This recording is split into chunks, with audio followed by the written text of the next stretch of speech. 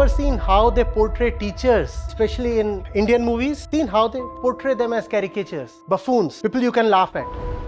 So students, today we are going to study this chapter. So it's some kind of filmmaker's revenge on knowledge that he will show the scientist or the teacher idiotic actually, doing something this way, that way. And the students are smart studs because they don't have knowledge. So if you don't have knowledge, you are a stud. If you have knowledge, you are a fool.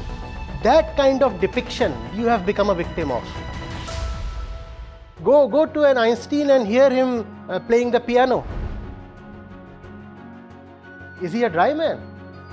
Or closer home, go to a Bhaba, see him painting something, see him at music.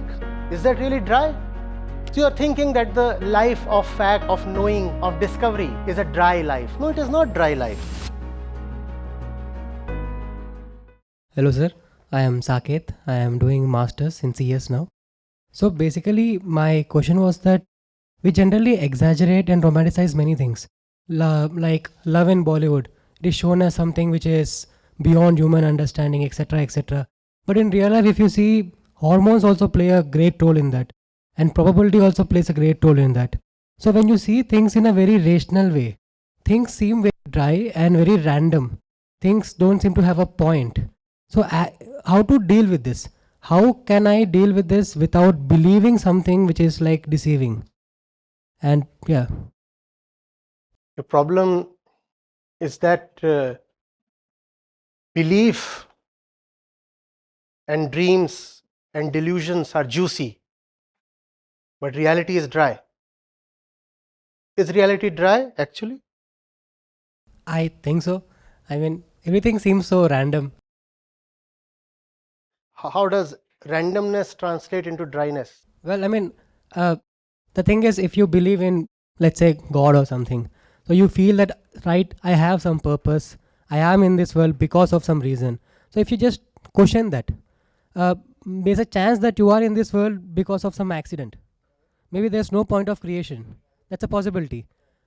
After knowing it, I mean, how to come in terms with that? Doesn't it make You don't it have like... to come to terms with anything. I mean, we have That to is the accept it. fact.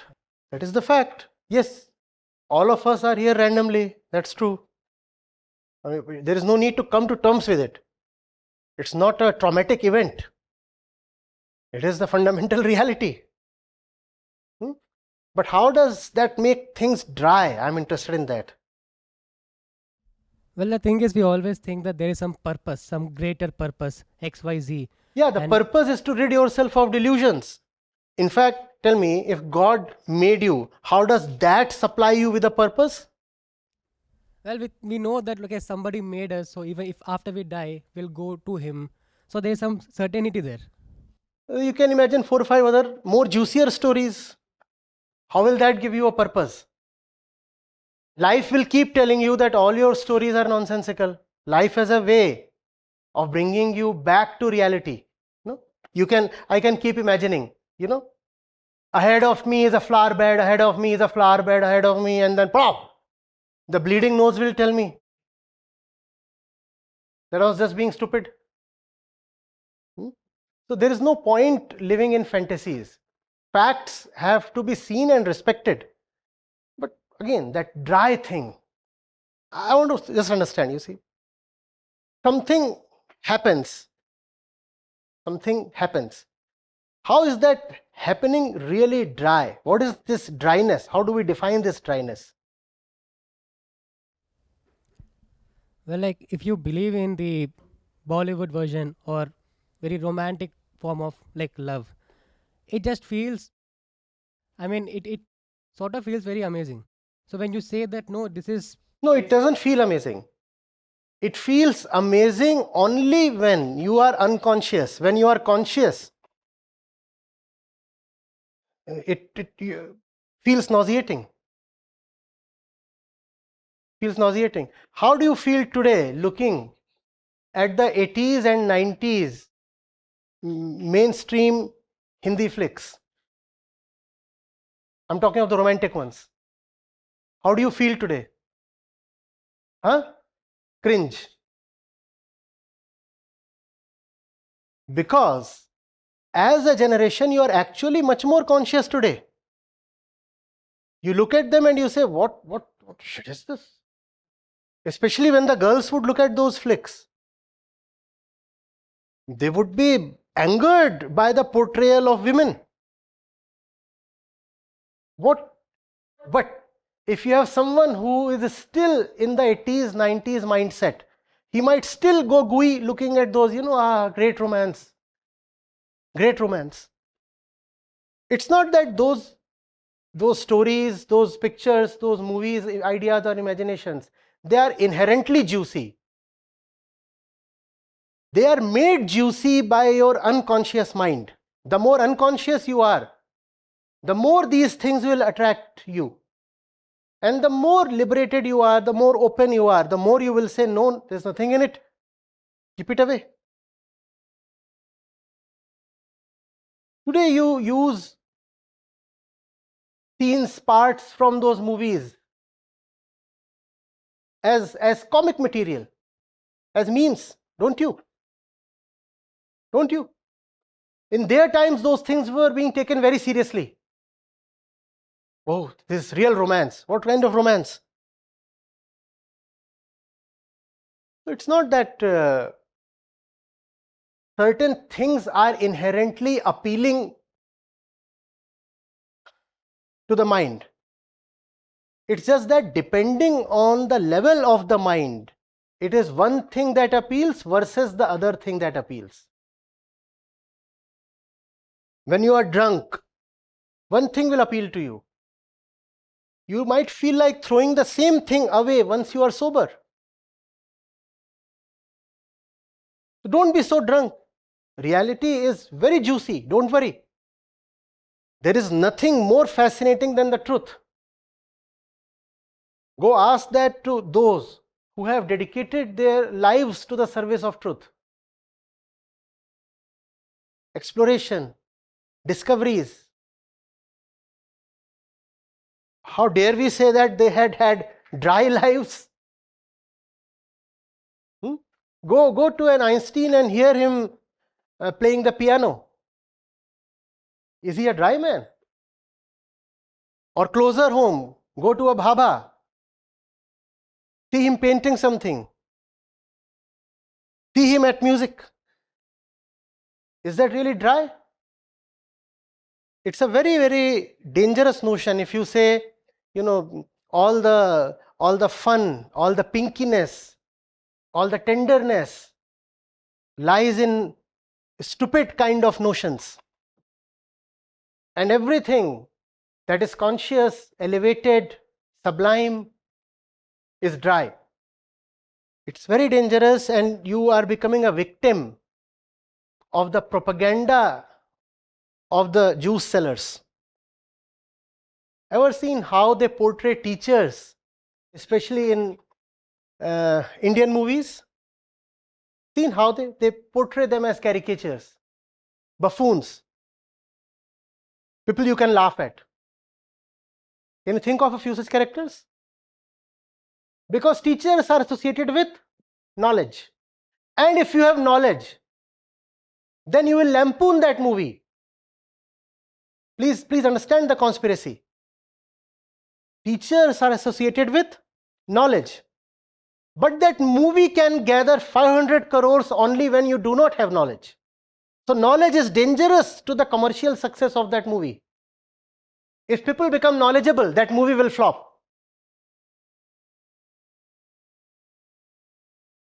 So it's some kind of filmmaker's revenge on knowledge that he will show the scientist or the teacher in a very unfair way. The scientist, for example, will be shown with all his hair erect. He has been thinking so much that he has gone either bald or his hair stand erect on his head. And the teacher is always eccentric, forgetful, idiotic actually, doing something this way, that way. And the students are smart studs because they don't have knowledge. So if you don't have knowledge, you are a stud. If you have knowledge, you are a fool. That kind of depiction, that kind of propaganda, you have become a victim of. So you are thinking that the life of facts, of knowing, of discovery is a dry life. No, it is not dry life. Come on. And if that is dry life, then what we are saying is that all the juice belongs to the lives of animals. Animals are all the time doing what they show in the movies, no? In the movies, it appears so juicy to you if someone takes off a few of her clothes. Animals never wear any clothes.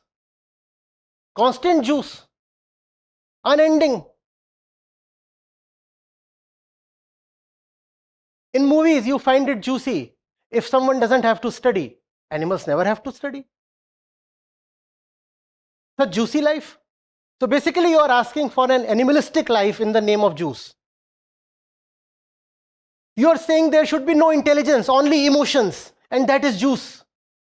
Animals have no intelligence, they have only emotions. So the pigs and the crows have the juiciest lives because they have no intelligence at all, only emotions. What do animals operate on? They don't operate on IQ, they operate only on their instincts.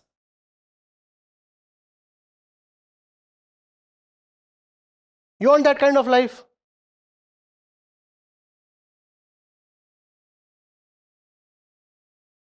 But I'm terrified by the power of propaganda. See what they have put in our minds. And if this remains in our minds, it will be very difficult to develop academically, intellectually, scientifically, artistically, spiritually.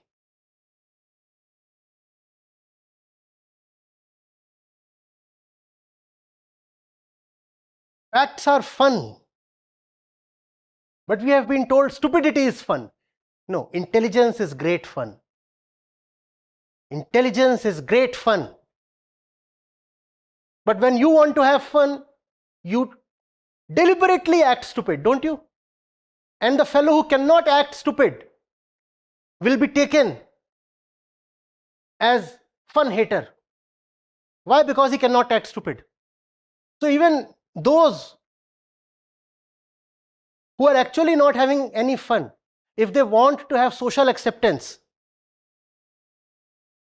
they act like clowns so that they can demonstrate that they too are having fun.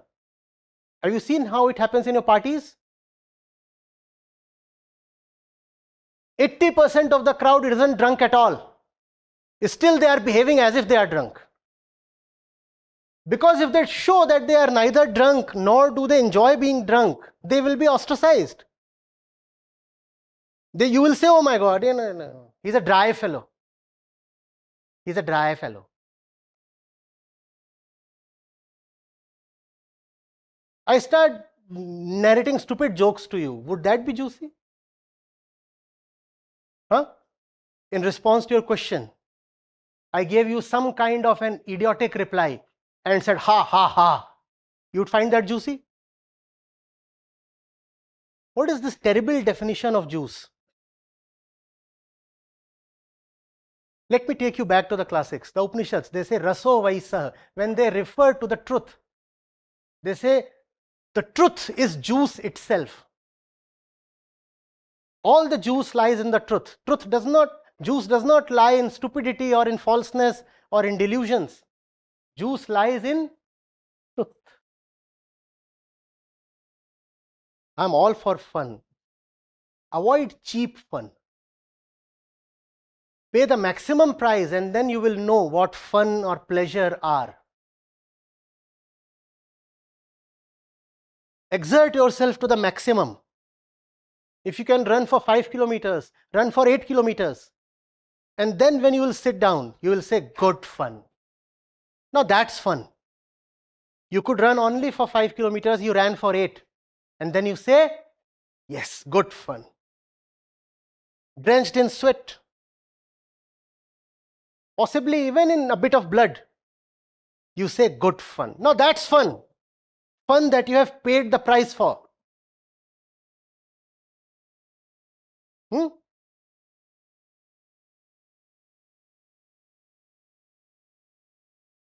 Getting it? Every cell of your body is saying, come on, let's go to sleep, come on, let's go to sleep. You don't want to go to sleep. You have something to do.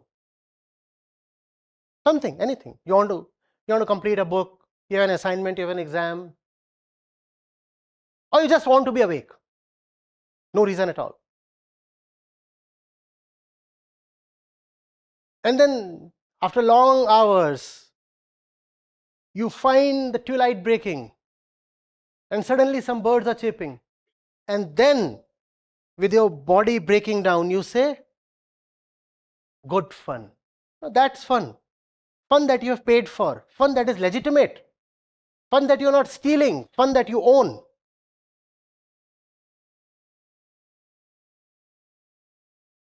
Doesn't sound juicy?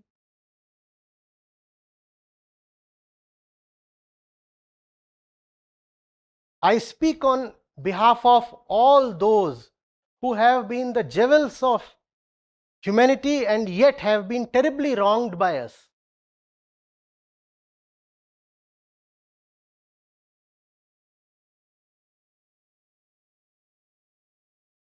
We might respect them, but we never love them. Our love is something that belongs to all the idiots, necessarily.